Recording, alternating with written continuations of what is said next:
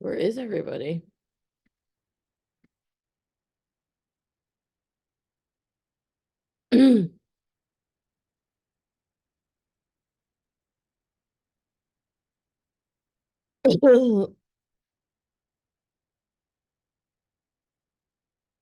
Hi, Hello. I've been having some Wi-Fi issues. Same. Weird. The weather, I guess. Is it stormy for you guys? It's just really Kind of. drizzly for many days. Really misty and cloudy. Yeah. Yeah, that's kind of how it is here. Oh, how'd it go with the archives? Did you end up?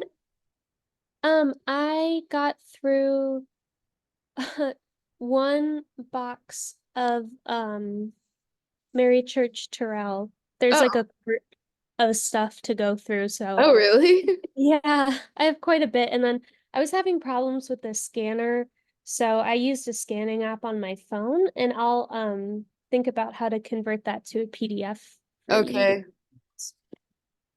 And how long do you think it will take then? I have no idea. Really? Oh God. Yeah, I'll try to go fast. Okay. It's nice though. I mean, Ken gave me a lot of stuff, but Yeah, it's all yeah, original. Yeah, I guess if anything's duplicate, you don't have to do that. yeah. No, there's some stuff that's in the files that's like already been scanned online, so I Oh, just okay, cool. like I didn't touch that at all. Well, my first winter term, I was working at an art gallery in Soho, and in those days there was a office press. So I Yeah. had to like a book binding thing with the spirals. So I Hmm. spent like the first 2 weeks just doing this with the press. They were making the artist sales portfolios that they would Hmm. send out to the buyers. And then I got to help them put a show up, and then I ended up meeting some of the artists and stuff. Oh, So that was that's pretty, fun. yeah. And I'm still sort of in touch with that gallery owner. She retired in Florida. So, Okay. well, do you guys have articles, or I'll give you 5 minutes? I don't have one yet, but I will look. I Okay. can share in the meantime because Okay, mine jumped sure. out pretty quickly. Uh, this one, it was a follow-up to one I had a long time ago. Uh, Sorry, my Zoom overview is in the way. Let me move that out the way. It was a follow-up to the George Carlin AI case. Like I remember a while ago, basically, just someone, a bunch of comedians, I don't remember who it was, made basically AI generated George Carlin bit Oh yeah. with his face, his voice, and his material, and I don't remember his daughter I think we typed up. talked about when this first launched, but We yeah, did. I saw there was an update yesterday about it. I think this was it. Okay, yeah. I think this was that update because like oh yeah so that's what happened. His daughter was like, hey, that's not right. We didn't do Oh, now anything. she's suing them. First, she was Hmm. just annoyed. That was the first article. Oh yeah, she expressed her disappointment. Is like this is theft and a kind of not defamation, but Yeah. I mean, disrespect to my father's legacy. And plus they now, can do anything once they do that. exactly, because it's there's no limit. Yeah. So like if you because once someone it's the I guess it's the fine line of capitalism. Like what if you can monetize a person, like Yeah. what else follows? It's a Yeah. very slippery slope. But what this is like they've officially filed a lawsuit for copyright infringement and also like theft of profit because they were like this is like basically theft of established material. Here you Yeah. go. The two letters by doing so, the chatbot created unauthorized copies of George Carlin's copyrighted work and it hurts the comedian's reputation and takes issue with the recreation of Carlin's voice being used to promote the video, calling the special a casual theft of a great American artist's work. And so these are I guess the Yeah. podcast And host of this where guy. did the jokes come from? Like, did the AI write his jokes, or did they just It was copy fed previous the, specials? exactly that. It was fed on previous material. But then did it generate its own joke I once think it it did, was? but That's weird. I saw a quote saying it did, but I didn't. I haven't seen the special. I can't confirm. Like it's one thing if they kind of, I mean, you think of it as like animating or either way, I guess they would have to clear his jokes with the estate or his existing jokes. Mm-hmm. But this is like trying to be him. No, exactly. And then it says like his daughter, going back to what his daughter said, but it said that the case represents one of the first major instances of a performer or their estate seeking legal action against the creators of an AI generated recreation. Yeah. Although I thought the George R.R. Martin suit was the first, at least one of the first, because that I know that's still going. George R.R. Martin was suing ChatGPT for like plagiarizing a lot of his books. Oh. I don't know how that's going, but Well, it's I but guess this is this is the visual performer. exactly. It's more like when it comes to it's like the one with ugh, the George R.R. Martin case is about recreating text. This is about like recreating people. And again, because I'm happy that this is being done, because AI is still this massive gray area that we haven't fully explored the legal consequences of yet. It just hasn't Yeah. existed long enough for us to explore the damages it can do. But I'm very curious to see how this goes, because this is a very big deal, especially because it's someone that's dead. It's someone that can't defend themselves, and it's like, oh, is it fair? Like if you monetize him and while he was alive, like he doesn't own his image anymore because he's dead. But it's like that's not how. Why is one's image something you can own Yeah. and recreate for profit? So it's like I'm very interested to see where this goes. If you start tugging at the threads of AI generated recreation, you start tugging at a lot of the more crazy threads of late stage capitalism, like monetizing people and selling the essence of a person, using Yeah. using a dead person to make money for living people. Yeah, which is like they do that anyway with Oh, exactly. music and stuff like that. Mm-hmm. So it's like But also politically, like they can lie about stuff. That's what I'm more worried about. Like the last election was when they tried to flip it, they lied about the mother and daughter who were passing mints and they were like they're passing the votes or something to each other. Like they can just fabricate stuff and have video proof now or something. Mm-hmm. Oh, exactly. I'm also very worried about that because there's nothing stopping them from doing it. Yeah. And like for some reason, people are making AI, like scientists are making it harder and harder for people to tell the difference between AI and stuff. Like despite the dangers, they're like, "Oh yeah, we're working on making AI like less recognizable from humans." It's just like, why? What purpose does that serve? Yeah, because they want the tech billionaires. I was watching an interview. There was a guy and he was on TV and he's like a CEO, like a self-made billionaire and I was like, "Oh," and he said something like his father was in World War II, so I was like, "Oh, maybe I can approach him about the World War II project." So then I sat down and I was listening to the rest of his interview and he's like totally, "Oh, I don't want doctors. I don't want any like he doesn't want other humans to do anything anymore." He's very extremely into AI. Mm, I don't understand. I guess they don't want to pay people. I don't know. It's like, is it extreme probably, cheapness or is it just like some weird obsession with technology? Like, I'm not sure. probably both. Probably sort of cut corners and not pay workers, and also you can automate a person. You can Yeah, automate a machine to pump out stuff and make you a ton of money. But just like you can also just get the same thing if you just pay your workers fine. Like exactly. I know you have the money, you could get the same result if you just spend some of your and add a percent of your billions of dollars and you get the same result and plus like good PR. It's like why? What's the point? Like Yeah. also you're like creating this not weapon, but you're creating this tool that can be used in such horrible ways. Like once this is opened, it can't be closed.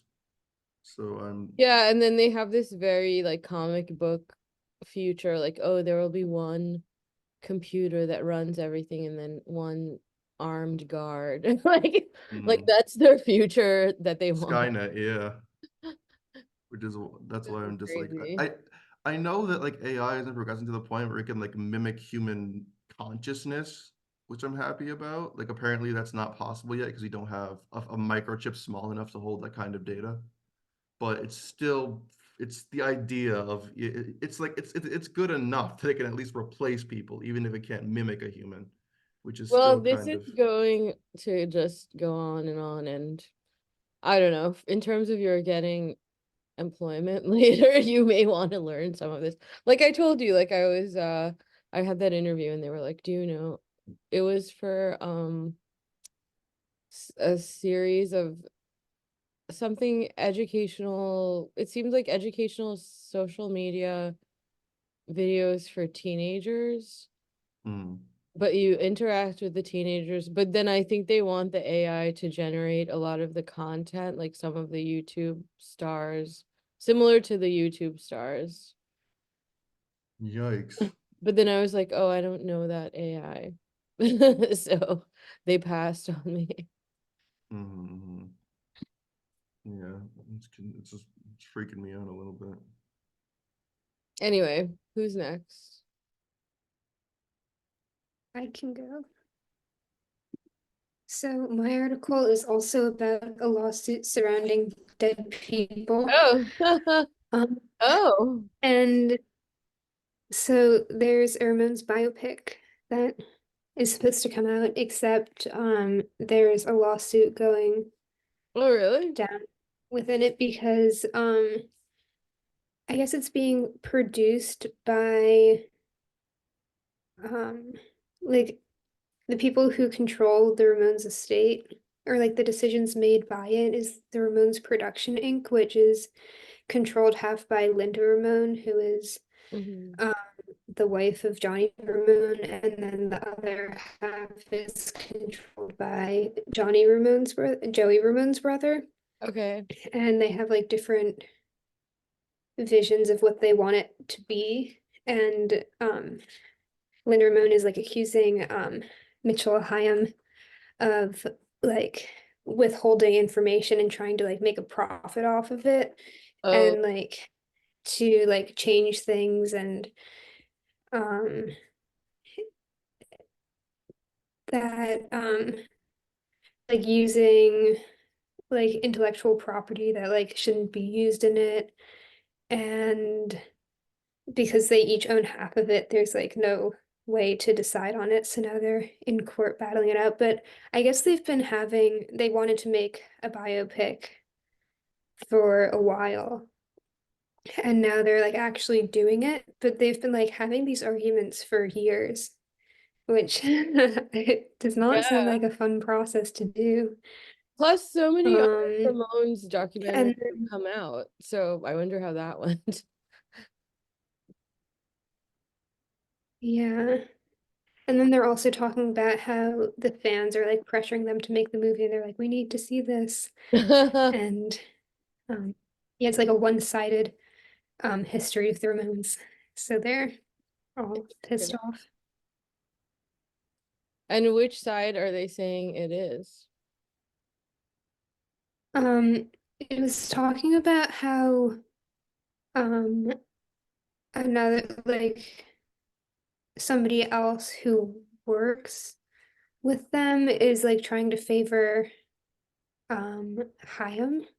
Oh, So I don't know.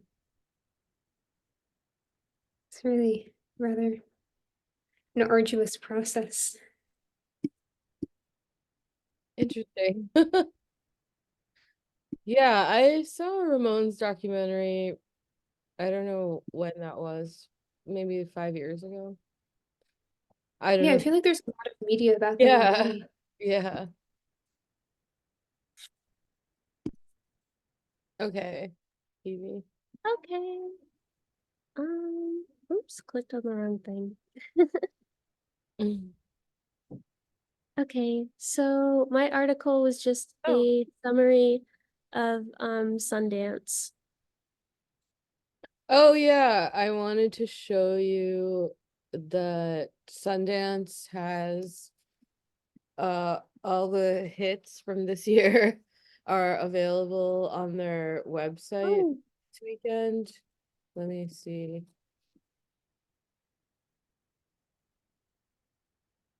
yeah. Um, but in the article they were talking about how indie films are having like an identity crisis is what they called it. Oh, That art house movies aren't really able to go back to like the way it was before COVID. Um, and documentaries they're saying are having a big comeback, which I think is they cool. always say that. I know. I think we need to watch more. Like there needs to be more documentaries like at theaters, I think. I mean, I just love documentaries. I don't know. But yeah, there was quite a few documentaries that they really really liked. Um and this part talked about how um there were like it's taking longer for the films to like get bought, I guess, at Sundance. And I mean I can't really, speak to the past so much, but they talk about in this article how when um distributors saw a good movie, they would like place money on it right away. Oh Uh, yeah. and people some people were saying, well, like it's actually good because now they can like think critically about, what movies they want to buy and not, waste money on something that I guess they think doesn't deserve it.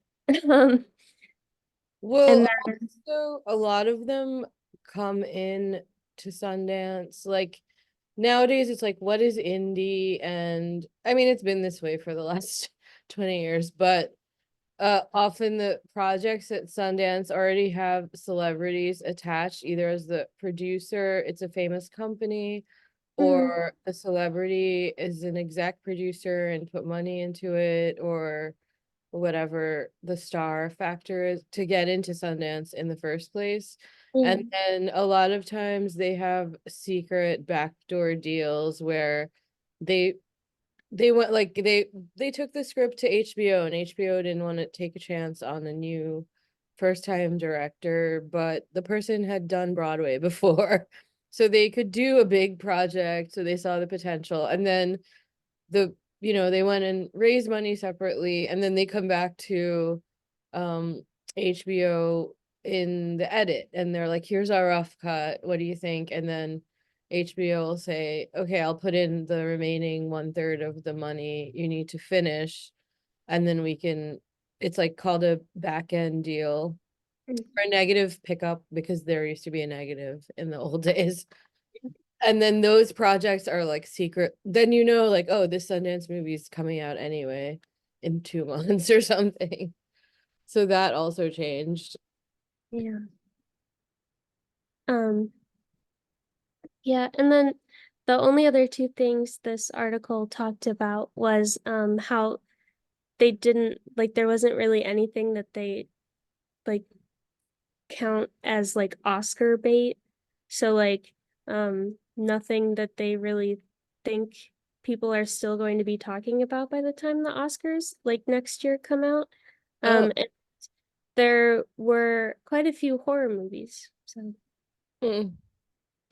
Yeah, also, well, that whole period where, well, I mean, I guess until the pandemic, they were having the bidding wars and stuff, but also in the meanwhile, a lot of people who were behind that, like Harvey Weinstein, are out of business now for various other reasons.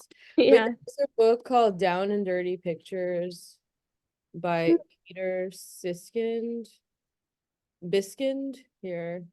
And that goes into that whole era of like the heyday of Sundance and Miramax. And he would Interesting. lock people, like people would have a premiere and then he would be like, oh, come to my hotel. Oh, let's just go have a coffee upstairs. And then he would lock them in for the weekend. Oh my until they signed a contract. Like he would That's hold them hostage horrifying. so other people couldn't make bids to their it was like kind of crazy. Yeah. Holy shit. And other Wow. people would just be like, oh, Harvey Weinstein, like you're struggling for so many years, and oh, Harvey Weinstein's calling me. And then you go to his meeting first, and then he locks you in for the weekend. Like, That's so it's bad. insane. Oh my god. But that's how things used to be before. And now, yeah, but anyway, with the streaming like beef, I had forgotten about that. I was like, wasn't that last year? But then it got all those Globe nominations. So that's why they released the Academy Award, not the ones they want nominated usually in November or in the fall. That's when the serious dramas come out, because then the voting season is right after that. Mhm. Well, I wanted to show you, well, okay, first of all, where's that? This is this, but oh yeah, so Sundance, if you go to tickets online, it's kind of expensive anyway, but if there's something you really want to see, this is streaming. So like you said, all of these may not get released, but you can watch it with friends at home or something and see what got good reviews. And they also have the short films here. Oh. And then these are like if you're really hardcore and want to watch everything. Or you can have the Oberlin. Do they still have the film co-op? We used to have Yeah. oh yeah. And then do they still program films on campus, or it's Yeah, they production? do. Oh, okay. Yeah, I don't really go at all. It's I don't know, an What do you interesting do? atmosphere. Why? Oh, I went one time and someone like one of the people who's in charge was like trying to joke with me, but they were like really rude. So I like got scared and I never went back. Oh, maybe that person graduated now or something. I don't know. Yeah, no, she's my year, so who Okay. knows? Well, I don't know. That's how I started getting into like the distribution side, or learning how all that worked. And then the other thing, I don't know, Ben, if you're so interested in this, but I was gonna go over breakdowns and producing, which can take a while. But you've seen this many times, so I don't know if you want to watch it. It's up to you. What- Uh, I'll stay for the first like 10 minutes of it. I'll see if there's like how much I remember. Okay. Worst case scenario, I'll leave halfway through to go work on the master class. I don't know. Do they teach you how to do a breakdown and to go into production and stuff?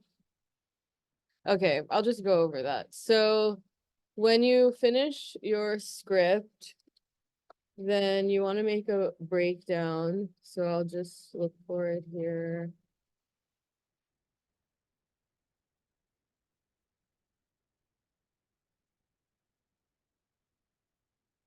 One second.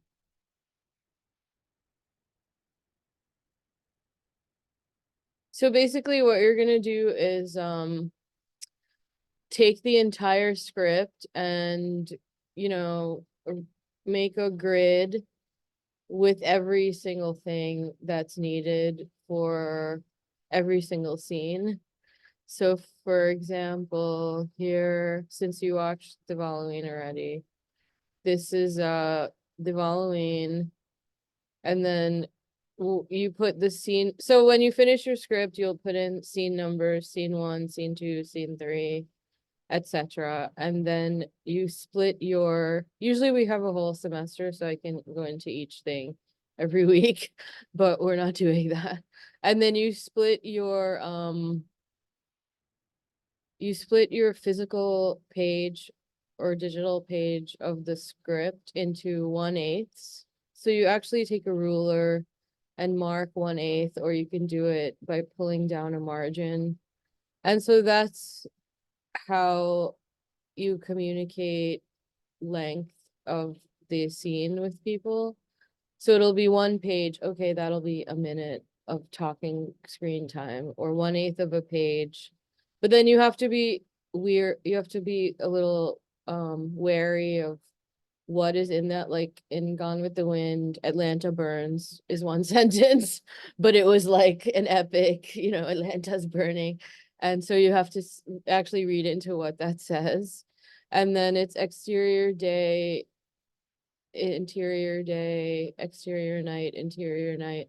And that's how you communicate and do the schedule, which is the next part, moving towards production. Then the time plot is like, okay, this is gonna be a Sunday. It's this was October 31st, and it's noon, and then it goes progressively through the day of the story.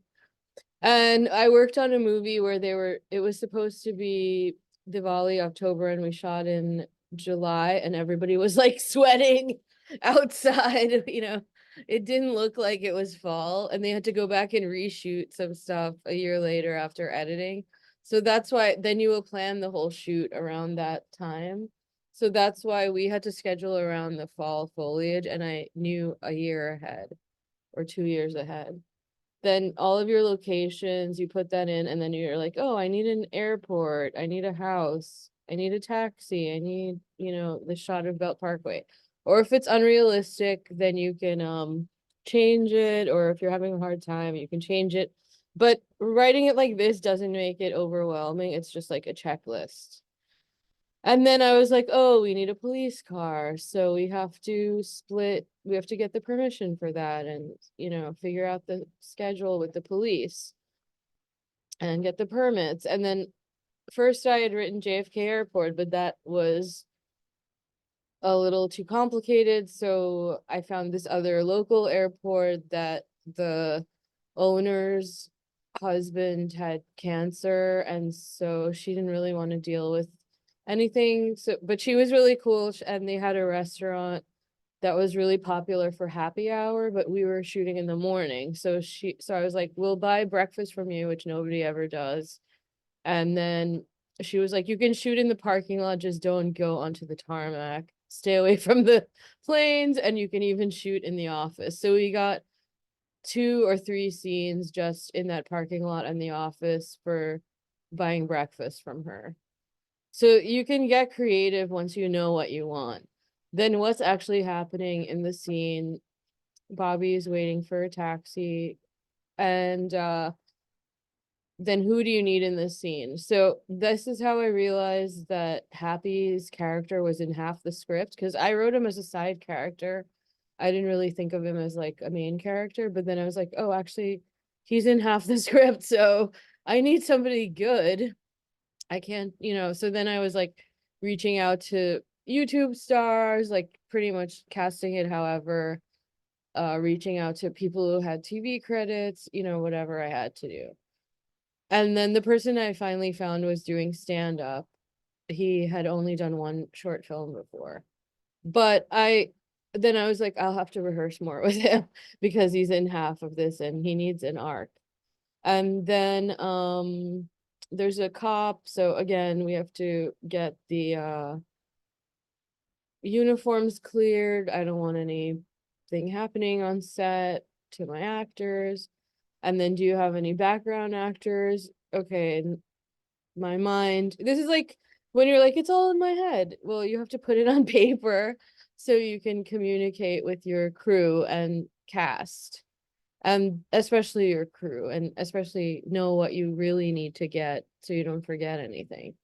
So then, I envisioned other people there, but in the end, we were shooting in a rural airport, so we let go of that. Or if you're doing a party scene and you want people in the background, or they're in class and you need other people in the seats. So all that goes here. And then there are like services that cast background actors at the last minute if you're in New York, or you can find them on Craigslist, then you know what you're looking for at least, and you can put the description and the date you want them to show up or something. And then any props, animals, vehicles, stunts, or effects. So then I realized, oh, the dog is in a lot of the scenes, so I need a really good dog, who's trained. And then, oh, I need all these decorations, but I didn't find an art director who understood the culture. So that was another thing I had to kind of micromanage. And then I ended up getting the Halloween decorations when they were on sale the year before, stuff like that, because I had already made my list. So I was like, oh, they're on sale now. I'll just get them now, whatever the case. And a cell phone. Oh, make sure you don't forget to bring your own cell phone or the prop cell phone, because you never know. Somebody may just be like, oh, I don't need, I mean, probably not your phone, but you never know. And then it has to be the same cell phone for each character if you're using a prop cell phone. So the prop person, or if you're your own prop person, shouldn't forget that, oh, we're shooting the first part on this day, but we had to remake the rest of the scene a week later, and then we forgot the phone now, or whatever the case may be. So this is a good way just to be organized. And then when you're looking, then you yourself know what you're trying to accomplish in your head. It's doable, or you can see what you're going to have some problems with, or what you have to change in the script to make it easier to shoot. And then you can also get a just general gauge. And then every time I hired somebody, I was like, oh, I have the breakdown for the art director. So then everybody knows, okay, scene 1 is Bobby at the airport. So when they see it, we're shooting scene 1 tomorrow, they're like, oh, I already know what we need for that. So it's a way to be organized and communicate with everybody. Then the other thing is producing and the different jobs that come with that. So let me find that. That takes a bit of a while to go through, FYI.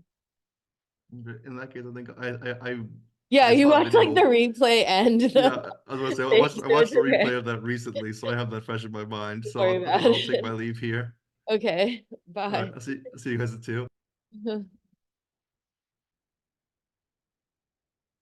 Oh.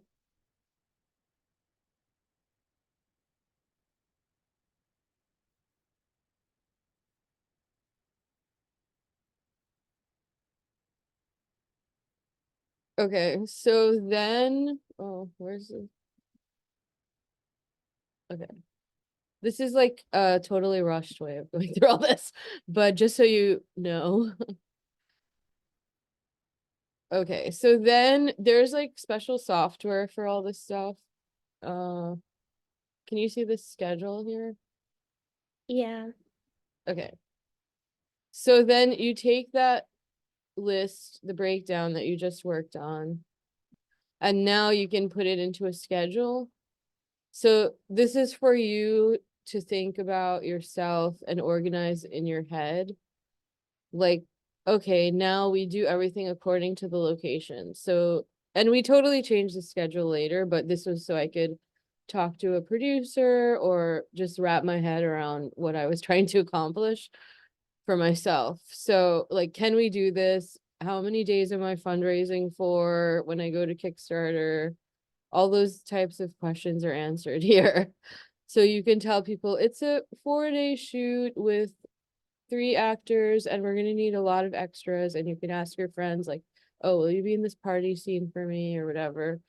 It's the organized way of doing it. So then, so day 1, and you do it by location, and the color is coordinated, like I said, with exterior day is yellow, and they call this a strip board, and it used to be physical strips back in the day, or now there are softwares, or you can just do it in Excel or anything that has a grid like this for yourself.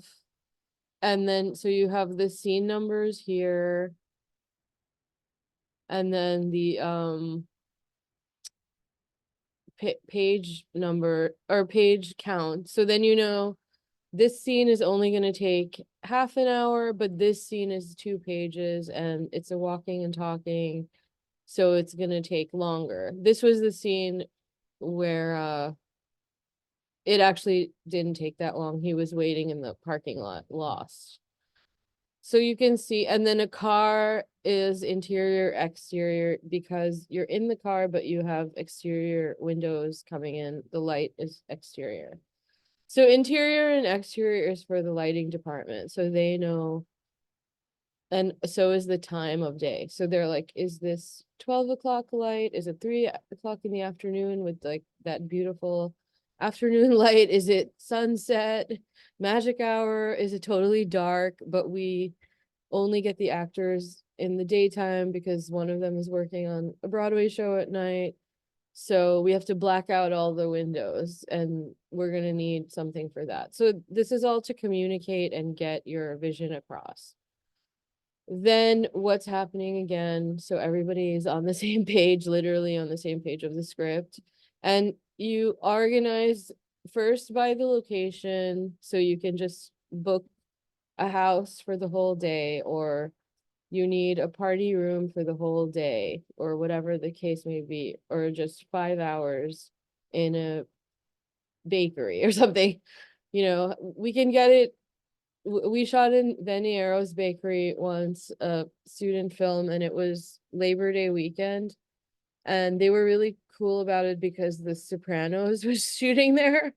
So they were getting paid from HBO and they just let us shoot for free. And we put one actor behind the counter, and we were just shooting with the real customers and they were really nice about it. So, you know, once you know what to ask for, you can go around your town or neighborhood asking for it.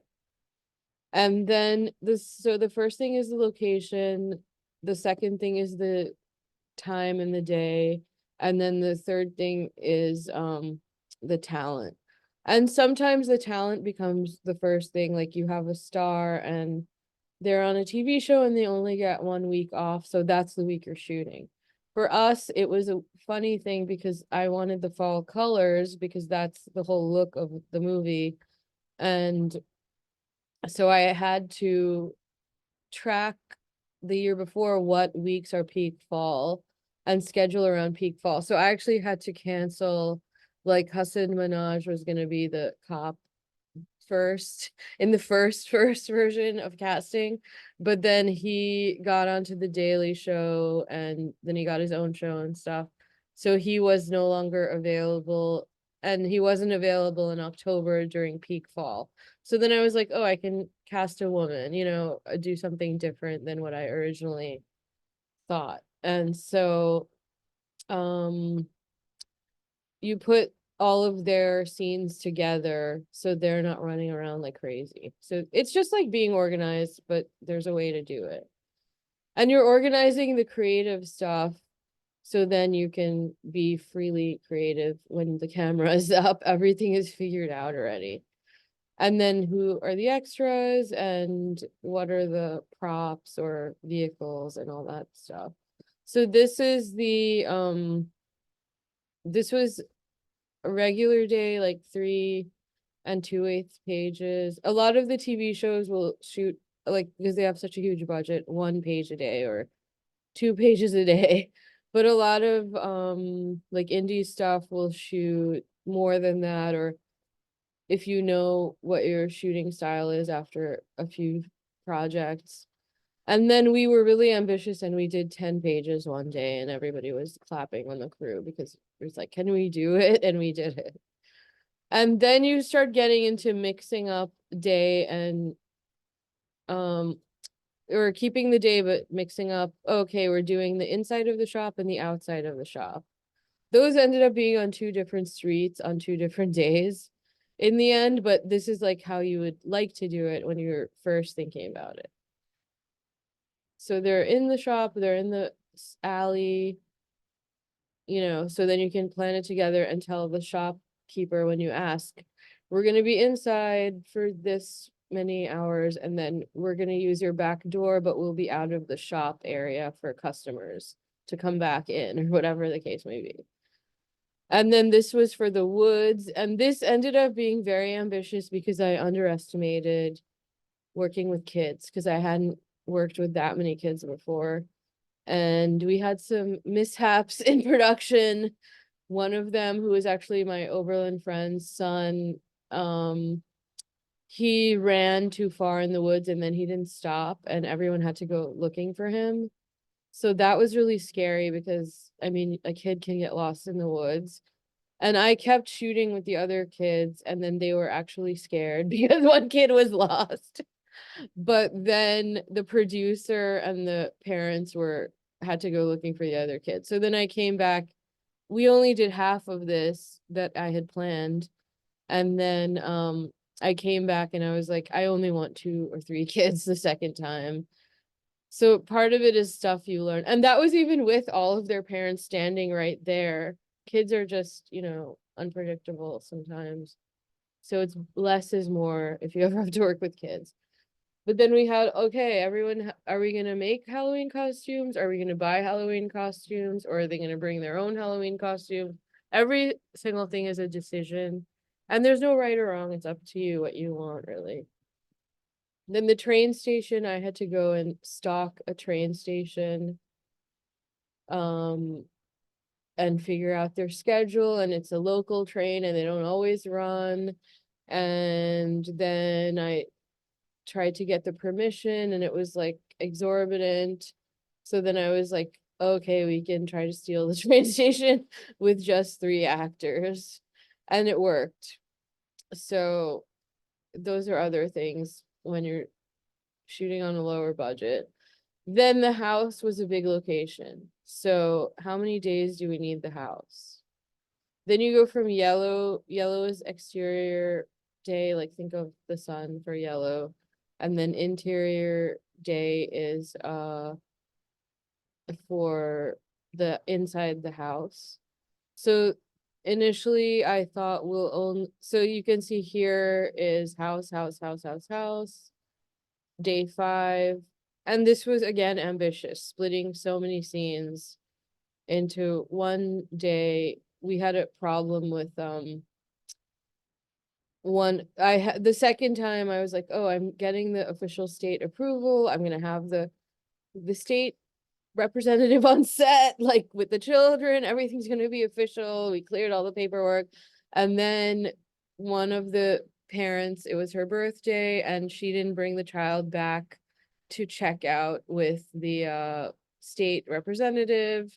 She went to her own birthday party directly from the woods. So that caused a big problem. We almost got shut down.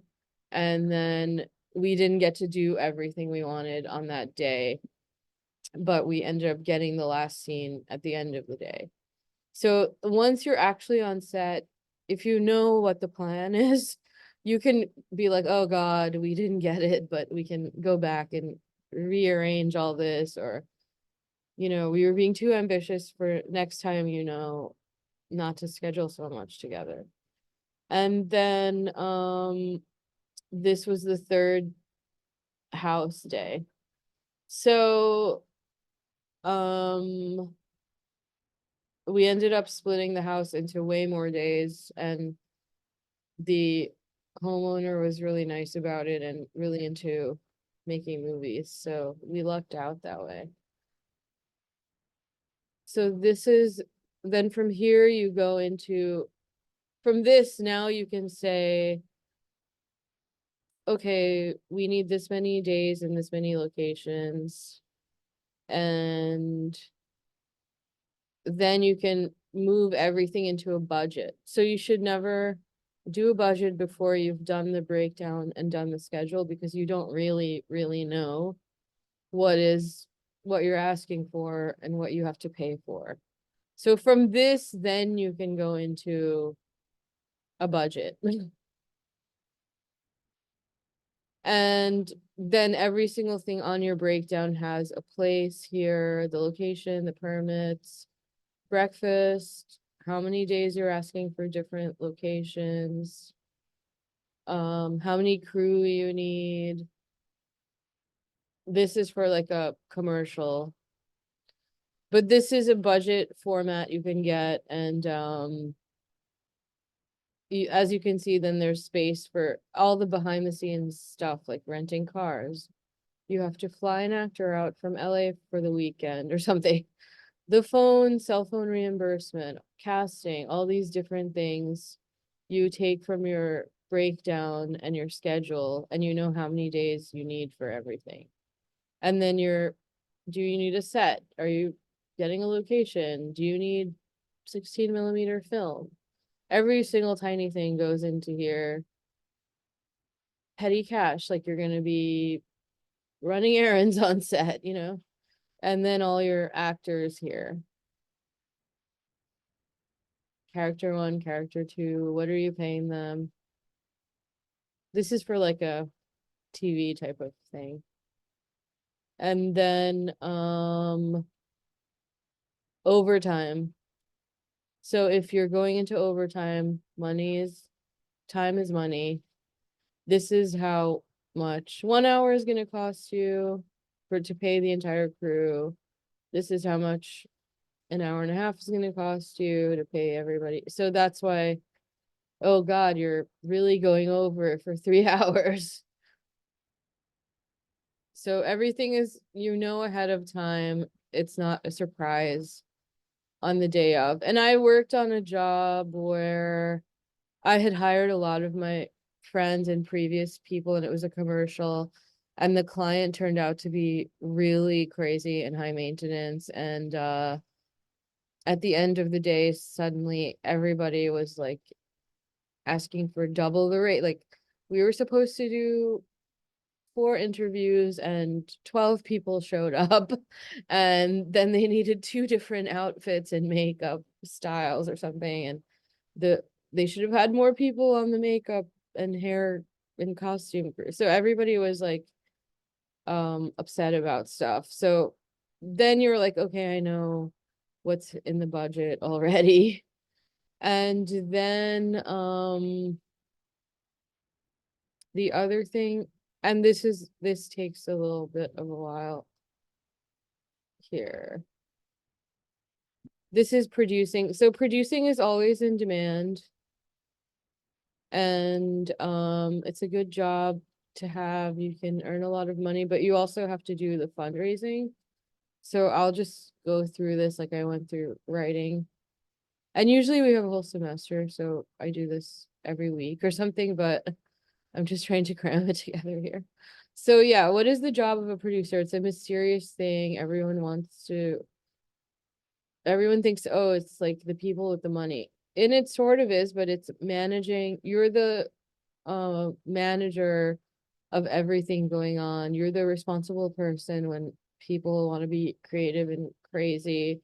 So you create the best conditions for the best creative process work to happen and make sure it's a working environment. And then while the screenwriter is totally alone and with their feelings all the time, the producer's the, organized person in the thick of it all, and dealing with lots of different people and personalities and solving all kinds of problems and figuring out a creative solution to everything. And then you're also in charge or collaborating with everyone. So you work with the director, the writer, the cast, the crew, the clients, the garbage service, like whatever it is, you're in charge. And then combining the creative side with business. So understanding the budget, knowing fundraising, all that type of stuff. If anybody is having a problem with their salary, they'll come to you, or if you collect all the receipts and somebody went over budget, you have to go talk to them, or there's $400 missing. Where did that go? You have to go track who got cash from production and where all the receipts are. So you have like a team with you on a bigger project. And the Best Picture Oscar, it's the producer's award because the producers started the Oscars. And so actually it's the director gets Best Director, and then the producer gets Best Picture. So that's who makes the last speech of the night, the Oscars. And then you have to keep the project on budget and on schedule. Under budget, I should say, and on schedule. So those are two things, especially if you're working with advertising clients or something. You can go and oh, I cut money here and there, and now we can get you the yacht shot that you wanted because we saved money on the other stuff. So that's what you are responsible for. And then there are different systems of making films or television. So there's the traditional Hollywood studio system that we think of in LA. And they actually own their sets, they shoot on their lots. And in this system, the producer ran the studio and hired the director, writer, and cast. And now more actors are producing and they're bringing investors to the project or they're putting in their own money. So they always go through phases in Hollywood. Like it started with the producers, then UTA, United Talent Agency, started, and that was some of the silent film actors who wanted more control over their projects. So there's always phases like that. And now Julia Roberts has her own company. Of course, Margot Robbie this year. So we talked about that. And then the indie or independent side is outside of the studio system. But like I said earlier, now it's a little muddled. Like you don't really know where the financing may be coming from a studio actually on a, first time or second time director picking up the second half of post-production or something like that. Or there are mini majors like A24. It's not Paramount or something, but it's got a reputation and now they're doing bigger and bigger projects. And America, it's very hard to get financing. So I was going to suggest to both of you to go work in Canada or get an internship in Canada, and especially Evie, you're from Ohio. And a lot of Americans move to Vancouver or Toronto. I've thought about it myself because they have the biggest funding in the world, actually, and a smaller population, although it's freezing cold. Maybe you'll be shooting in the Caribbean or something on a Canadian job. And also, a lot of the LA projects end up shooting in Canada to get the financing. So if you can be that connector person, it's worth it. So you can do like a summer internship or a job, full-time job at TIFF, the Toronto International Film Festival, because that's in September. So you can work the summer on it.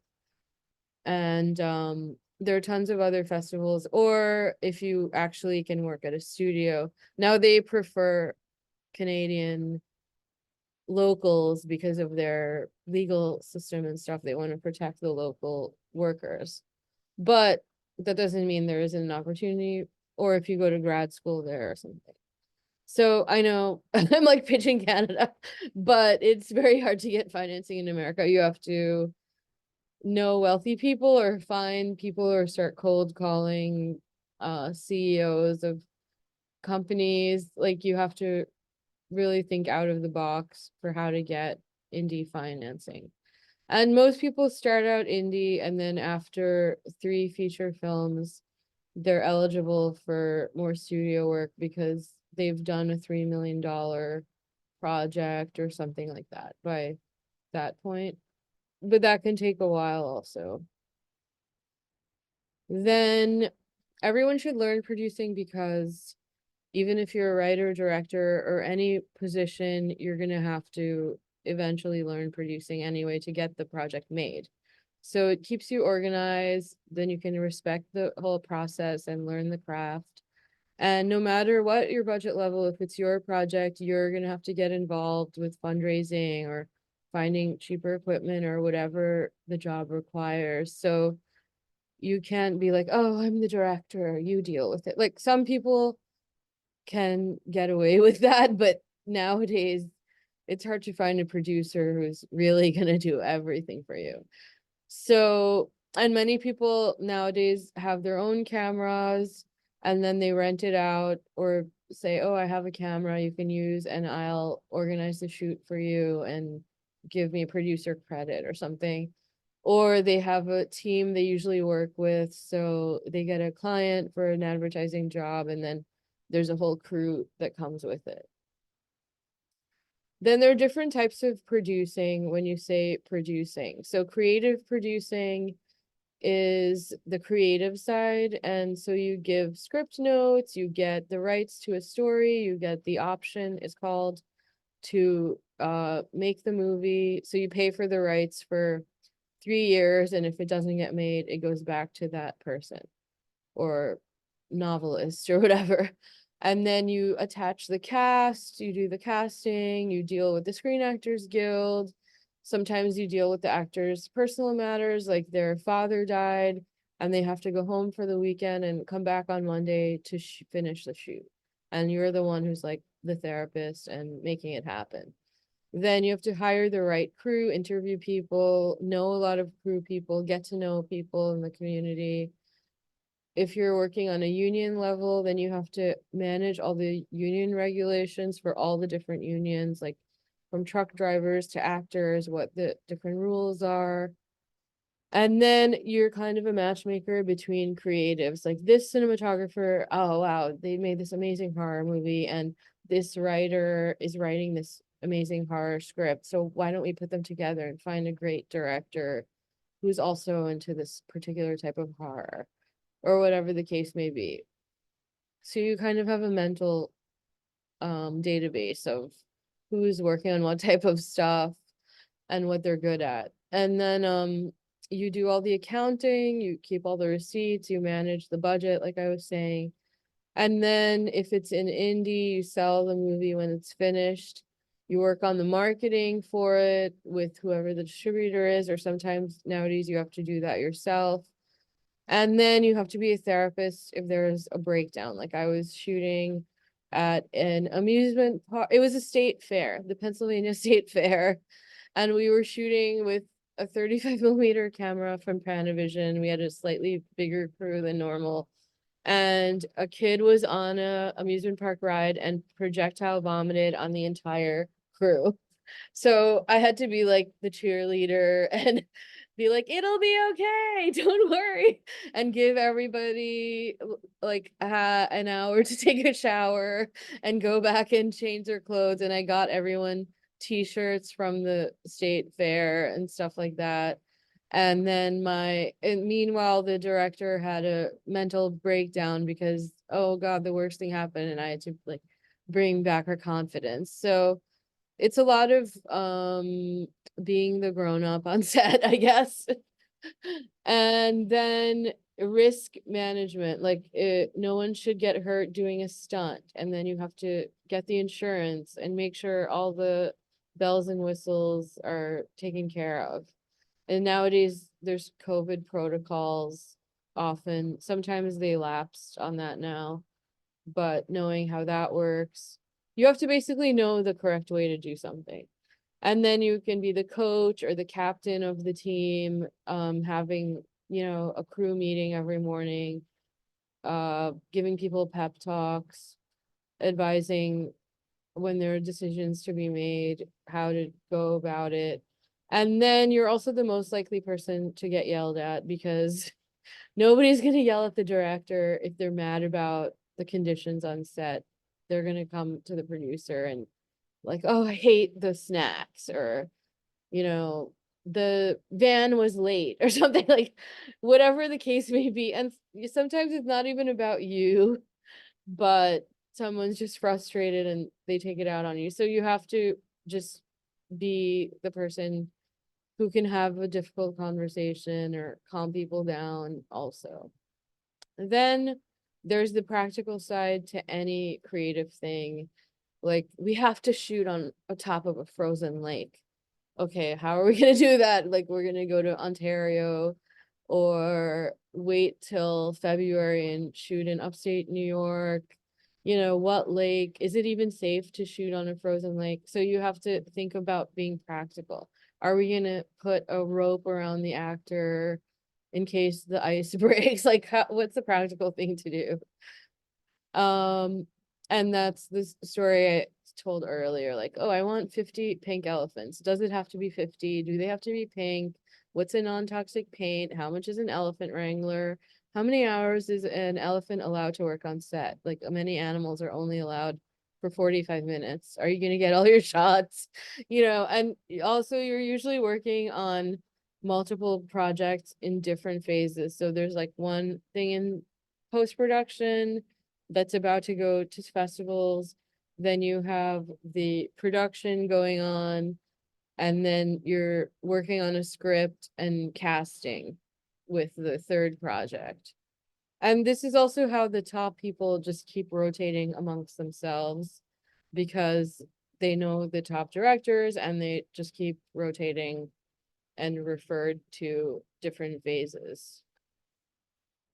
Then there are all these other producers you see when you see the credits. So there's the associate producer who wasn't the main producer, but then went above and beyond on a creative or practical level. Like Brokeback Mountain, they needed the ranch with buffalo, and somebody on the crew, the line producer, owned a ranch in Montana. So he let them shoot there, probably for fee or lower fee or something.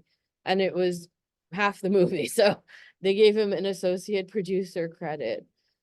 Or, so you're solving a problem for them, or you do something that's dealing with the cast, there are many ways to get that credit. Or on a documentary, maybe you've done above and beyond research and found a lot of the speakers. Then a co-producer, this is a little bit vaguer. Again, maybe you're doing something creative, but generally if there's a foreign shoot, you're shooting in Italy and you need a local person there who speaks Italian and knows the local people. So that person is called the Italian co-producer. And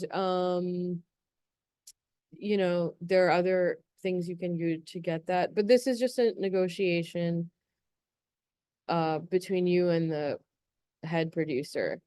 Then the executive producer is what people normally think, the general public thinks of a producer, who manages the financing, contributes money to the project, or often it's a celebrity who is starring in the project and they put their name on it. Or like Spike Lee, for example, executive produces a lot of his students' first features.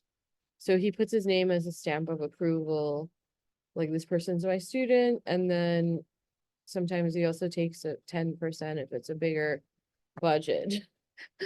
But often that person is donating money. And then obviously he gives his mentorship on if they have any questions or whatever.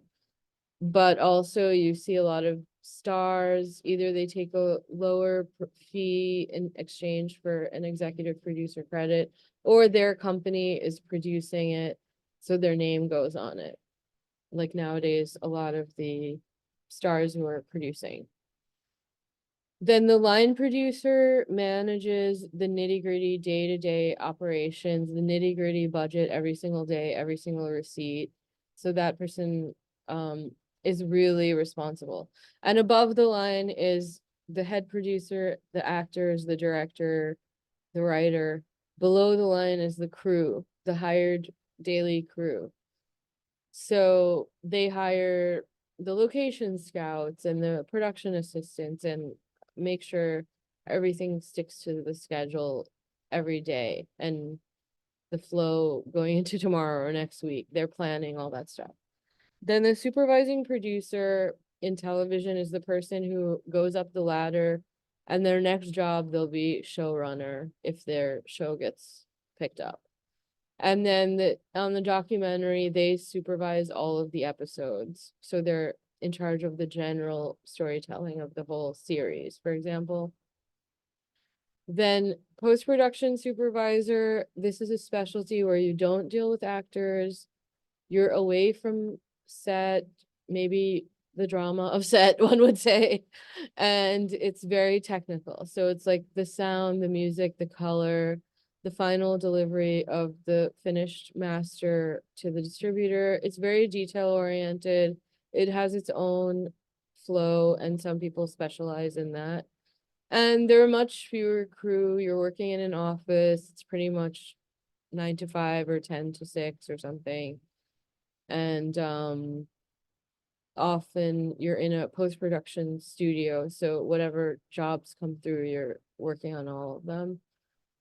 And then movie like Amadeus, they remastered it for the anniversary release. So then the post-production supervisor, they were again shooting, or not shooting, but redoing some of the music. They had to find the only clavichord available to actually play from that period, fly it out to Oakland, redo some of the sound effects like the crunching of the feet, stuff like that. So you're managing all that type of stuff. And in the case of Amadeus, they actually rewrote Mozart's music. So you may be working with the music composer to get that on schedule for the orchestra or something at the end of the production. Then the production department on set, so that's what you typically think of on set, and the producer doesn't do everything by themselves. They have a whole crew who reports to them. So the UPM, the unit production manager, manages the day-to-day cash flow. They only focus on the money. They are in the production office in the back. They're accounting all the receipts. They usually work with an accountant, or they are an accountant. They make sure nobody's stealing money or overspending in the department. They flag anything weird or something that may have been missed by the other discussions going on. Or they look at everything as how it's going to impact the direct cash flow and the budget. Then the first assistant director makes the schedule. They're literally on set next to the camera and the director all day. So the director doesn't have to, if the director's like really in their thoughts, they don't have to go tell them what time lunch is or something. The first assistant director will tell the producer, oh, we're running late, or okay, now we're gonna have the rehearsal, only actors are here. The rest of the crew, can you take 5 minutes and go outside so they can practice this very romantic scene or something? And then keeping everybody on time. So you're the one who tells the director, okay, now you're doing this too many times, we have to cut something. And then the second assistant director manages the cast coming and going from the talent holding. So the first assistant director is literally next to the camera. And then the second assistant director is in the background in another room. And they are, they know where all the actors are at all the time, and working on anything for the next day or the next week, like making phone calls to get pastries or something, making phone calls to get another location because something fell through. And then that person also makes the call sheet for the next day. So that's the one page that has everybody, what they're supposed to bring, what scenes they're gonna be shooting, basically being the organizer in the backdrop. And then if they're on set and they're like, oh, we need a blue t-shirt. So then you walk the second AD, and then the second AD will send someone to get a blue t-shirt. That type of stuff. They're dealing with the outside world. Then the third assistant director or second manages the background or the extras. So I'm gonna just modify this. So you are shooting, and the director won't tell them, oh, the director won't say, okay, now everybody dance. The second will do that. Or the third, however different jobs say it in a different way. And then finally the production assistant, which is where you'll start off on set. They're running the daily errands and just 1 second. And then, anything that needs to be done, getting coffee, setting up breakfast, driving a van, anything that has to be done. And a good thing is if you're a camera, if you request the camera PA, usually there's a monitor, like a clamshell or a bigger monitor that has to be set up, and you physically move the monitor every time the camera moves. So you're always next to the camera, you're always near the director, you're always seeing what's going on. Then the breakdown of the script, we went through this, make a giant list, scene by scene, and we went through the time plot and numbering your scenes also. And we already talked about all this stuff. Then everything is in a constant cycle of making an adjustment or making a change. So different things get locked, like your talent gets locked, your location gets locked. You make any script changes, you oversee everything, and then the cast, keeping them on schedule. Suddenly somebody might drop out, you have to recast them, different locations, working with the investors, getting new investors, going back and forth between the schedule and the budget until it's finished. And then financing, so that's different in every country. In the US, it's mostly private investors or overseas, like Canadian or from other countries. And then if you're in most of the world, they have these big country grants that you can apply for if you're a citizen of that country. So that's an advantage that people in Europe, they get all these grants to shoot there. Even in Asia and Africa and South America. And then giving a percentage of the first sale before recoupment for everyone else. So you have to manage what the investors want, and before you give royalties to the actors, you give the investors their money back. You're the person responsible for all those things happening. And then an important thing now is safe sets, which we never used to talk about when I was a student. But this can be anything like COVID protocols, sexual harassment of the cast or crew, anything that's happening, you're responsible for it. Intimacy coordinator, and these are all jobs also. You can be an intimacy coordinator. So you choreograph the sex scenes, make sure everything is consensual. Like we all saw Me Too, and then some of these very famous movies, it turns out was not actually consensual, like just years later it comes out. So making sure all that is done in a professional way. And then you're dealing with the children, the animals, any explosions that may happen. Like you're managing all the safety, and you're responsible all the time for everybody on your set. So we're just making a movie, and it can be stressful, but you don't want anything to go wrong or someone's actual life to be impacted in a negative way. And this also includes sleep, which has become a big issue because people, especially in the union, as you saw, when it goes into overtime, they get paid a lot more. So they don't mind going into extreme overtime, like 6 hours overtime or something, because they're getting paid way more. But then they can fall asleep at the wheel, and some people have gotten into accidents. So that's also become a hot topic with the union negotiations. And with that gun situation, that was one of the issues, that the crew was not getting enough rest. Then when you're finally on set, after making sure all this stuff is in place, you manage the details of every piece of information every day with you and your crew. And then the day before, you send out a call sheet every day.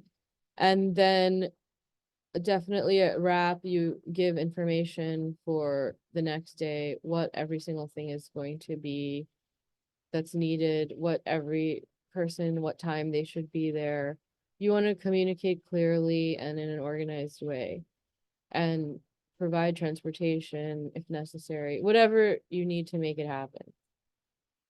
So this is a sample call sheet. So this is the crew time, the cast time. That'll be very big, the date, who the director, the producer, the first AD, everybody who's involved. Day one of how many days, what time is rehearsal, what time is the shoot, what time is sunrise, what time is sunset, all the information. It might rain.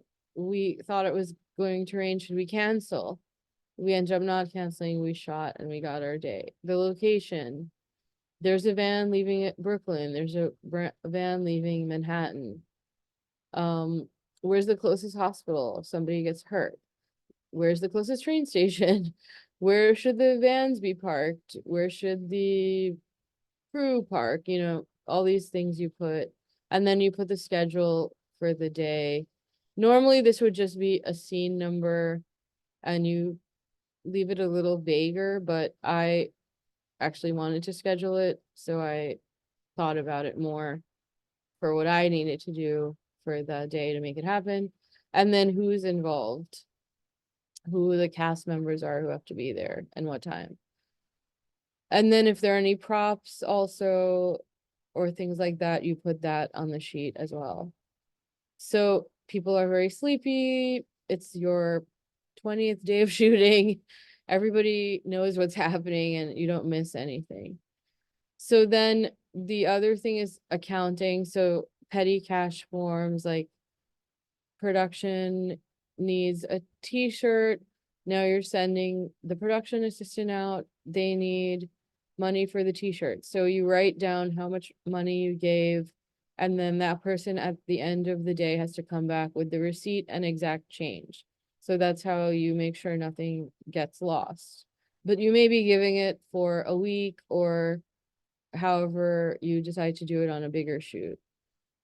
And then purchase orders, like if there's a big expense, then you have to write a purchase order, get it approved. Like, we need these gels and they're gonna cost $150 or something.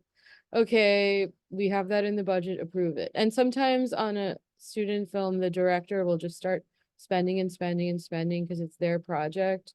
So you have to tell them, okay, you're totally over budget. You have to go return some of those things that you bought or whatever the case is. You know, if it's their money, it's kind of up to them, but you have to keep them under control also if you're the producer. Then there's a daily cash report spent of what is spent to stay on budget. And especially if you're working with the client, like you'll have 9 people asking you. So you have to know at the end of the day, relatively, how much money was spent. And you didn't go over on anything. And this can be annoying. Like, I had an Indian advertising client and a Brazilian production assistant. So I knew when you're ordering Indian food, you order for half the number of people because it's heavy and they are used to like huge family parties. So they'll give you like way more food than people eat at work. So I ordered, we had like 50 people cast and crew and I ordered for 25. And then when the PA got there, and I had prepaid for it, the PA got there, the guy was like, oh, it's for 25, right? And he was like, no, it's for 50. So it ended up doubling the budget for lunch. And also there was way too much food. Like this car was just full of food, way more than we needed. So I got annoyed at him. Like, just listen to what I'm saying. Don't think for yourself. Sometimes you have to say that. And then, whatever, we gave people takeout boxes at the end of the night and they appreciated having food on the way home from location. So, but things like that maybe on a bigger scale when you're dealing with trucks and whatever. So everything has to stay under budget. And then at the end of the week, you'll also do a weekly cash report on a feature film, for example, where you're shooting for a few months. So, you know, okay, this week we were under, this week we were over, now we have money for this thing that you really wanted. that we can fit in on the next week's shoot. Insurance and liabilities and other things. So this sounds boring, but it's very important. And if you want to work with actors who are SAG, who are in the union, who have more experience, you have to prove that you have insurance. So, and it's also required by law to have workers' comp, for example, in case somebody falls from a ladder. So many things are required. And then a rental house will want to make sure you have production equipment, rental insurance. A location is going to want location, general liability. If you're getting a permit from your city, they're gonna want to know you have insurance in case you break a lamp post or do something crazy, that you're responsible, basically. You're a responsible person. And then on a bigger film, there's a bond company, so you have $200 million, but the director really wants to work with somebody who has a drug issue and is not reliable. Like, they may not show up. Like Lindsay Lohan had become later on in her career became unpredictable. Is the person going to show up or not? So the bond company can say, well, that person is always in the press and has a bad reputation and we don't agree. You can't use that person. You'll never finish. Or you have a inexperienced director doing some huge thing that's unrealistic for their level, and the bond company can say, no, you have to get a more established person. So that's on a bigger shoot. And generally you want all this stuff because it protects you in case anything goes wrong. So it's good to know about. And for short films, you can get like a short film insurance for a week or whatever you need, a couple of days. There are a lot of companies online that provide that. Or if you get into a phase where you have a production company and you're shooting ads all the time, you can get a 1-year contract. So then you don't have to keep going back for every little ad you do or every music video or whatever it is you're doing. So there are different ways to do that. Then post-production, which we sort of talked about. So you're hiring the editor, the colorist, the musician, the sound effects. So again, you have to have a mental database of who's doing what different types of stuff. You have to deliver the movie to the studio or the festival on time. And you have to have grace under pressure. Like, oh my God, this was supposed to be done last week. How is it going to get to Sundance? You have to be like, calm down. We have to finish the sound or whatever it is, or have those discussions like, well, we have to get this to the studio. And if the director's like, I don't like this colorist, like City of God, they went through 8 colorists in Brazil or something, the 8 top colorists to achieve that particular look. So you have to be the person who's like, okay, let's move it on. We don't get everything we want, or you rise to the occasion and you're like, we will find that person and we will not deliver. It's the director, what the director wants. That's up to you, what your relationship with everyone. And famously, like Harvey Weinstein would tell, Bertolucci, oh, your movie's too long. Like it has to be an hour shorter or something, so you have to be that person. And then planning ahead. So you have to know the general workflow, the specific deadlines, and keep on it. And if that means someone's going to have to work late, you have to work late, that type of thing. You're the one who has all those conversations. And then you have to negotiate to the film's advantage. Like with all of this stuff, people get emotional about things, but you can say, oh, it's in the best interest of the movie if we do XYZ. It's not really about you or me. It's about the movie. That's generally with any project. Then you have to know about sales. You learn as you go along with a lot of these things. So with indies, submitting to all the festivals, where do we get in? What are the premieres? Which ones are Academy qualifying, which ones are for this genre, you know, distribution, who are the top distributors in this particular genre. Thinking of a sales agent plan with a sales agent, like these particular actors are very popular right now in Germany. So if you cast them, you can get this percentage of sales in Germany, you know, whatever that may be. And then pre-sales in different markets around the world, like we take the script and now we packaged it with Brad Pitt, and now we're going to go to Cannes and see which buyers are interested in this race car movie.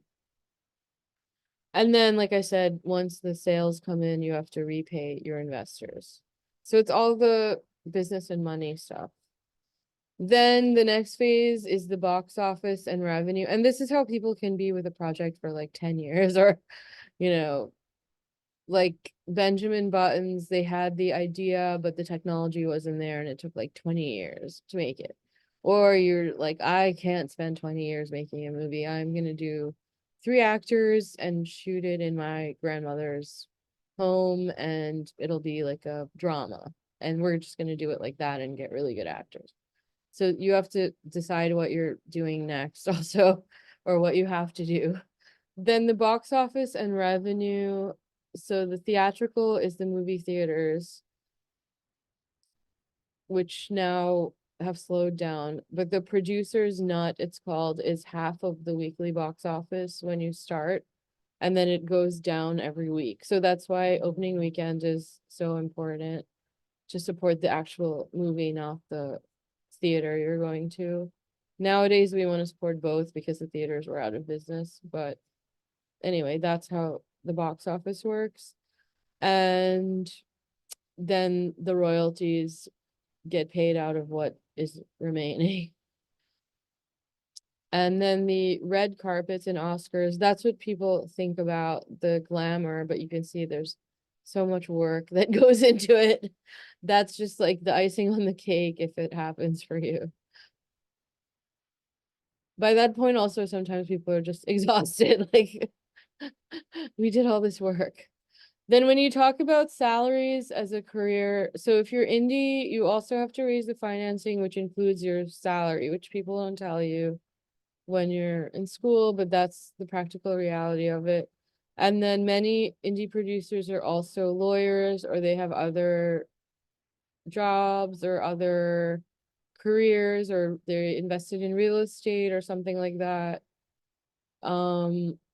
And they do all of the contracts, like they save money by doing their own legal stuff. Then your fee is usually a percentage of the budget, like it can be 5%, 10%, 25% is a little high, but that's like if you're also putting in money or you're one of the stars also. But usually it's like 5 or 10%.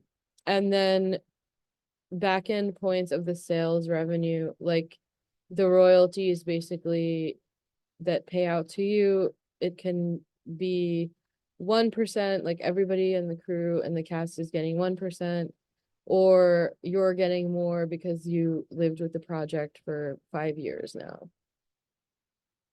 Then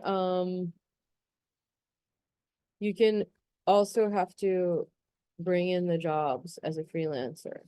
So you have to keep pitching, and then there's some statistic like 2 out of your 10 pitches gets booked. So that's a lot of extra effort because you're putting together a pitch, you're thinking about it. You have to go have all these meetings, you know. And then on an ultra low budget film, sometimes the rate is 100 a day. Nowadays, people complain because the cost of living has gotten so high, but people are, if they have other projects going on that are paying more, people often just want to do something creative and cool. So, or they're at your same level, so they, you know, it's fair to pay everyone the same amount. And then commercials and music videos can range anywhere from 500 a day to 1,500 a day, or 100,000 a day if you're on a $1 million Super Bowl ad or something like that. And there's also industrial corporate videos that's like 900 a day or something. Or you can be a full-time staff at a company and then you get a regular salary. And then if you're really like the top end, like you run a studio, you're the CEO of Viacom or something, then you can make like $45 million. Or if you have your own studio, you may be making less because you're putting more into the projects. And if you're a producer at a studio and you sell a project, but it's not made yet, you may get a fee that's a percentage of the entire budget. So maybe you get a $45,000 fee, but actually it was 3 years of work that was a couple of hours every month or something. Like it's a wide range depending on what you're doing and how you can get paid from it. And then somebody like George Lucas is an icon, he's like a billionaire. So there's no rules and it's really what you can bring to the table and making a network for yourself also.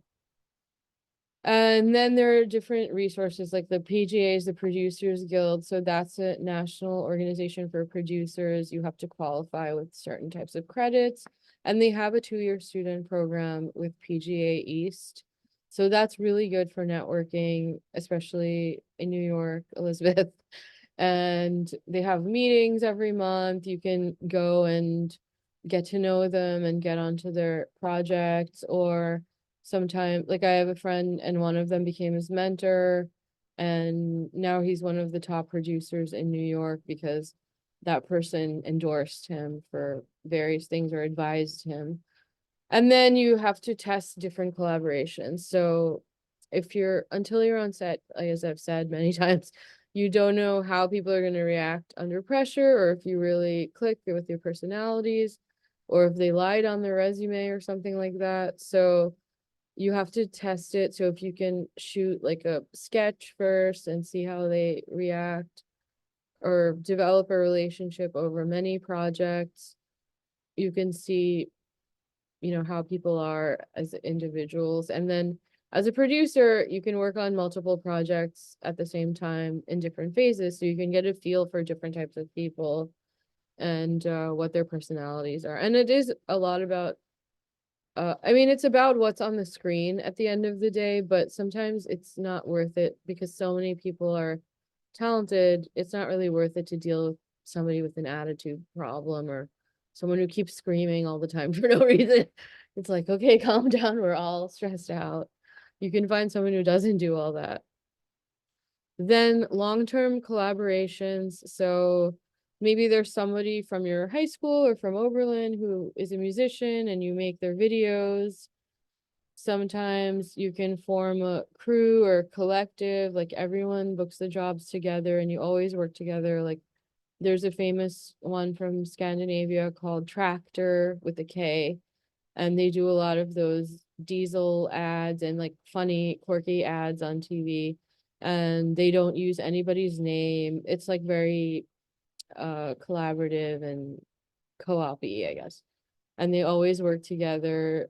But sometimes creatively, like they tried to do a feature film and it didn't really gel because everyone is a little bit different. So, or you form a collective, like you workshop each other's scripts and then you work on each other's crews and stuff like that.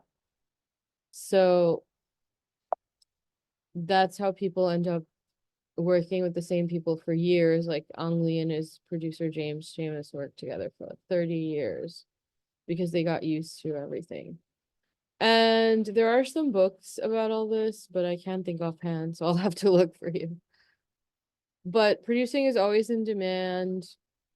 It's a lot of hard work, and many directors end up producing. So as long as you're an organized person and you can manage a lot of different people, and things. That's like the main part of it. Any questions? I guess I should have stopped along the way. No? Okay. Do you learn all this in school or not really? No. Oh, okay. Yeah. I mean, you learn all this on the job really while you figure out how everything works. But also nowadays the crews are smaller and smaller with digital, so Mm. I don't know. It's a different scene. Yeah.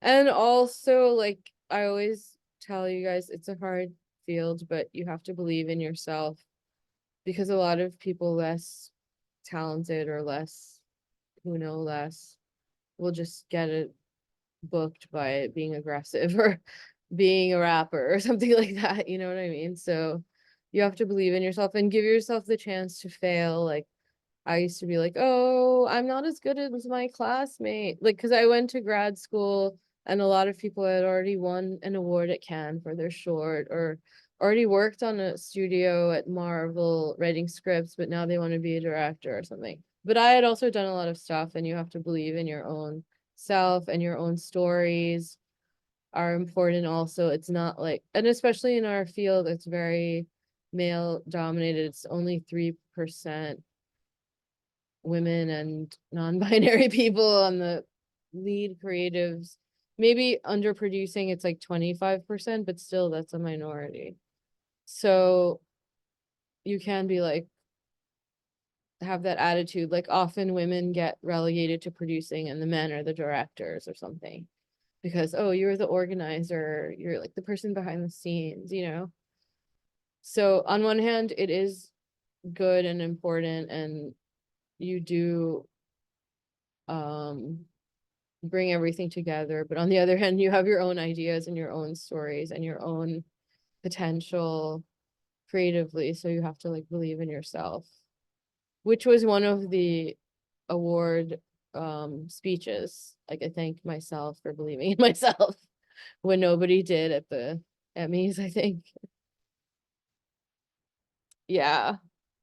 And also you're just starting out, so you know, you're allowed to fail, you're allowed to you have to get all the crappy stuff out first. Like a lot of these people who won all these awards did something for $3 first, you know what I mean? Or like 2 bagels or something, and then work their way up. And but nobody's ever gonna see that stuff that they messed up on. They're just gonna see the $3 million movie that came out on Netflix. But you don't know, like maybe that overnight success took 20 years from when they were in high school until the thing got on Netflix. You just don't know the real story. And I have friends who are like in their 40s, but they get cast to play teenagers. And then it seems like, oh, he's a breakout star. Maybe he's in college. And then you look him up and he's like 45 or something, you know, because he looks young. And then he's like, don't tell anyone my age. It's like, dude, you're on Wikipedia. Everybody is going to know how old you really are. So it's a weird business that way. And then also a lot of people are independently wealthy and you don't realize like, oh, their mom is a Rockefeller, but she changed her name when she got married or something. Or like this guy's from a royal family in Europe, but nobody in America knows their name or something like that. So there's also that factor, but then there are a lot of people who are just come up without all that stuff and do what they can and keep building and building and get the experience. And if you can get the, like, there weren't so many opportunities to get into the studios when I was your age, and they were very, even like now you can go on LinkedIn and find out somewhat who's working at what company. Before there was no way, it was like a black door behind, you know, you just didn't know what was behind the curtain. So there's no way to get it. Now there are other ways and resources that you can look up, at least to get started and then work your way up.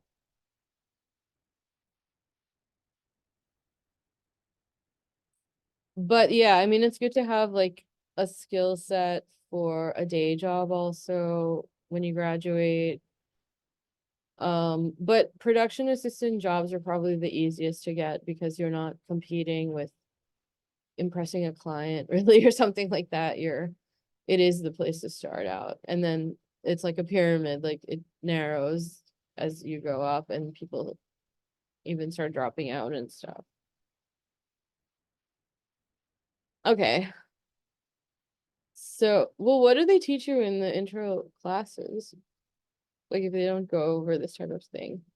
We don't really go over like industry stuff, but Uh-huh. it's more about like practicing it ourselves. Oh So yeah. um like introduction to fundamentals of cinema production. I think that's the title of the class. That's like the first like production class that you take, Uh-huh. and everybody gets assigned a different role based on like your preferences or whatever. Like he tries to keep it fair. So, you could say you're interested in being the director and you'd get director or assistant director or director of photography Oh, or cool. um like costume design, like art Yeah. director, so it's more about like practicing it rather than like learning about it in terms of like the industry itself. Okay. But I mean, I just took my first two 300s levels last semester. So I don't know, Okay. maybe there's more. There is one class that was really fun. It was Hollywood narrative and genre, and Oh, that's about like story structures and how those like play out in Hollywood and like examining movies to like figure out, the patterns or cool. whatever. I've seen, So, hmm? I have a 12 o'clock appointment. Oh. So Um, I'll I see mean, you nice. guys later. So All are you right. gonna be there too, or you'll be at the library? No, I'll be at the library. Okay. And then Hal will be back at 2. All Have a right. good weekend. See you later. Have a good weekend. Bye. Wait, I have a question. Oh yeah, go ahead. What should I be working on? Oh, so if you want to tighten up that, did you do that? Like I tighten up? did. Oh, you did. Then I guess you can do more research, or you can do what Evie was supposed to do. Yeah, I'll have to open the Dropbox.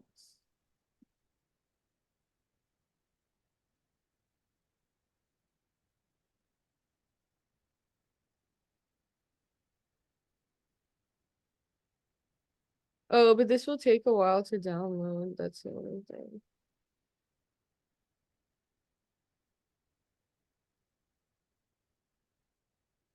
So this is August. This is another project. So what's the best way to do this? So this was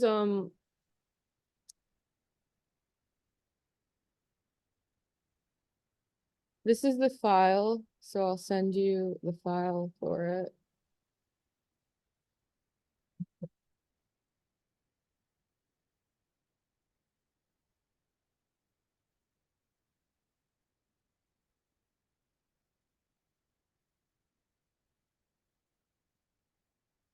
And then this is a scene, the one with the women wearing the masks. Oh,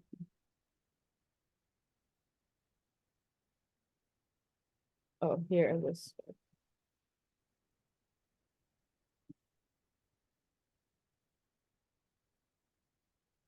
So this will be the first scene with the quilt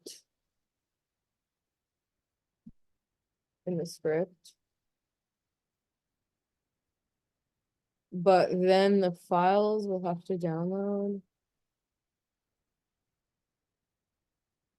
And also,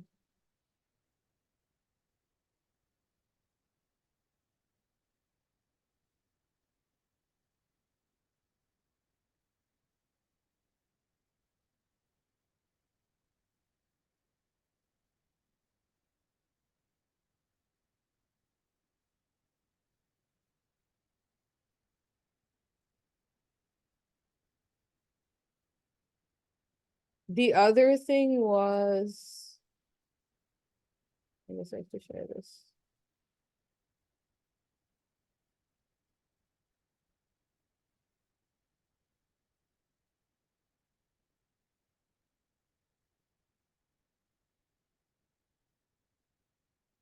The thing I had asked Evie to do first. Oh, these are named properly, but this should actually be 2019 first. I may have, oh, hey, what happened?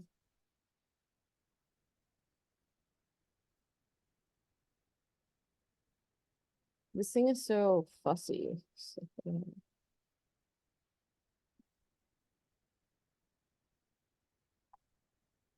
I worked with someone who kept saying fussy all the time, and I was like, oh, that's a good word. Here. Oh, why isn't it opening?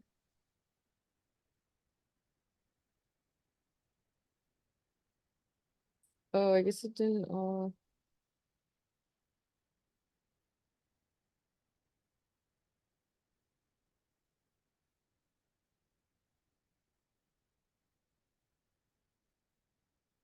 Okay, here. So these files have to be renamed. This is card 2. And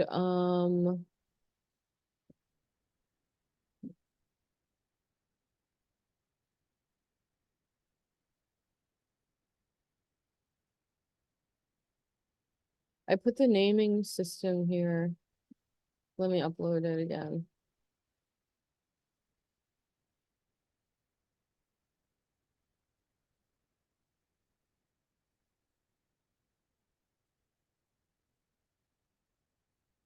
What is this?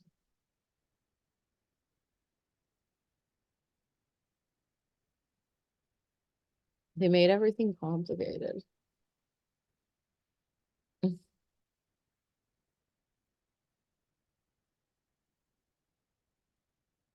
Mm.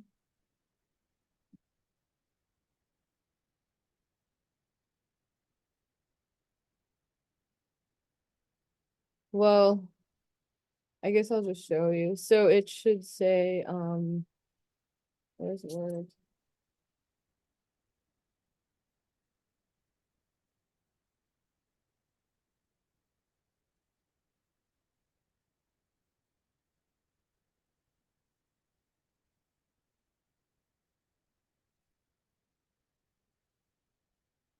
So it should be like this, like the date, but starting with the year. And then camera A, and then card 1 or card 2. And then the file name. And the same for the sound. And then you keep the metadata information, the .xml, but you add this to the beginning.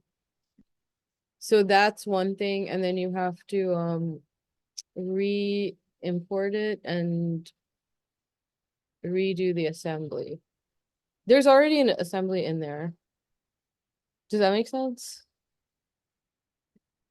Sort of. Okay. What is the difference between card 1 and card 2?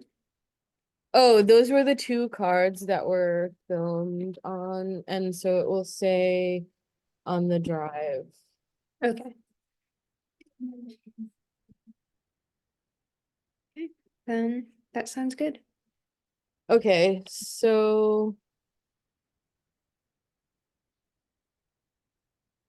I guess it will take you a while though to download on your side.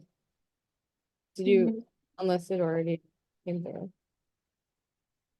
So then I Mhm. guess you can do more research. So what research have you done so far? I finished the woman whose name was also Mary. And it was, wait, I'm just pulling it up. Oh no, her name wasn't Mary at all. Oh no, her name was Mary. So I wrapped up on Anna Julia Cooper, and then I started on Mary Burnett Talbert. Okay. Yeah, so download the folders and keep working on that until it downloads, I guess.